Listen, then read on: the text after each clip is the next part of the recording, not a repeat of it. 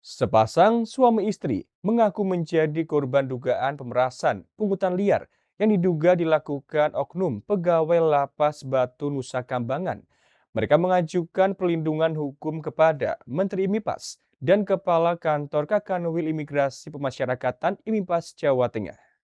Klinik Hukum Pradisai mengajukan permohonan perlindungan hukum kepada Menteri Imigrasi dan Pemasyarakatan IMIPAS dan Kepala Kantor Kakanwil Imigrasi Pemasyarakatan IMIPAS Jawa Tengah. Laga diambil guna membela kliennya Slamet Bejo, seorang kontraktor swasta yang diduga menjadi korban pemerasan pungutan liar oleh oknum pegawai negeri sipil Lapas Batu Nusa Kambangan berinisial PW. Kuasa hukum Joko Susanto mengungkapkan masalah dimulai dari kerjasama pekerjaan fisik sipil bangunan di Lapas Batu Nusa Kambangan tahun 2018. Meskipun pekerjaan telah rampung, oknum sipir berinisial PW mengklaim sepihak dan meminta fee proyek senilai 703 juta rupiah yang secara sepihak dicatat sebagai transaksi hutang piutang dalam tanda petik. Sejatinya, korban tidak punya hutang. Sedangkan oknum PW meminta fee proyek kepada swasta yang masuk pungli, korupsi, dan pemerasan. Ia menyebutkan tindakan perampasan mobil Alphard beserta BPKB dan STNK, penahanan 2 sertifikat hak milik di Wonosobo, hingga penyegelan toko bangunan milik Slamet Bejo merupakan tindakan menghakimi sendiri yang sangat melanggar hukum.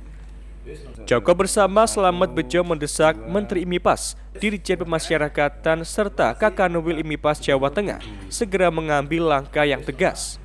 Oleh karenanya, saya selaku kuasa hukum dari kedua orang ini, suami istri ini, satu kepada Menteri IMPAS, Imigrasi dan Pemasyarakatan di Jakarta. Yang kedua, Kakanwil IMPAS Provinsi Jateng. Tolong kami minta perlindungan kepada Bapak-Bapak. Kemudian yang kedua, supaya orang ini dilakukan pembinaan. Oleh karenanya, karena dia meminta perlindungannya ini, harapan kami untuk bisa diselesaikan dengan baik dan ditindak sesuai dengan hukum yang berlaku. Karena sejatinya klien kami ini tidak hutang, bukan hutang. Karena dia adalah minta fee proyek.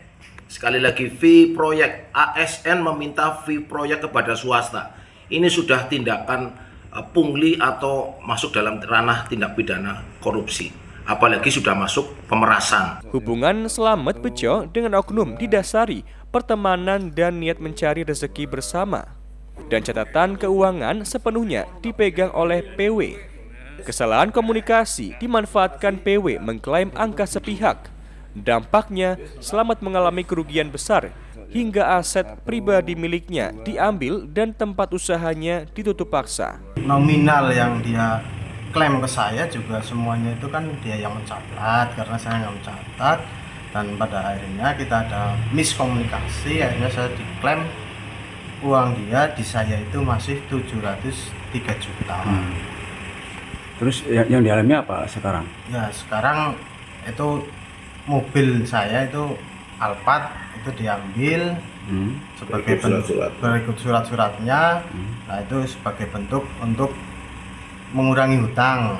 Terus ada 2 sertifikat, dan sekarang tempat usaha saya itu toko. Saat ini, media berusaha melakukan konfirmasi melalui telepon ke Kakanwil IMIPAS Jawa Tengah, Mardi Susanto. Namun, belum ada keterangan. Dari Cilacap, Tim Liputan Satelit TV mewartakan.